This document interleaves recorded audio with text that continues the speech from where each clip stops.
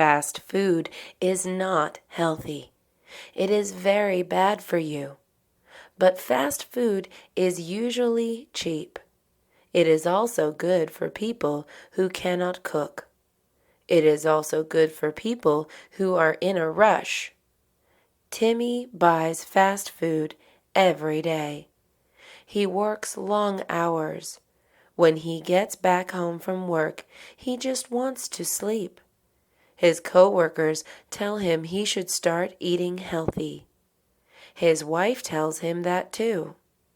He gained 40 pounds since he started working. One morning, before Timmy went to work, he saw something on the dining table. It was a lunchbox with a bow on it. It was chicken salad. It was from his mom. She left a note. The note said, "Change your habits."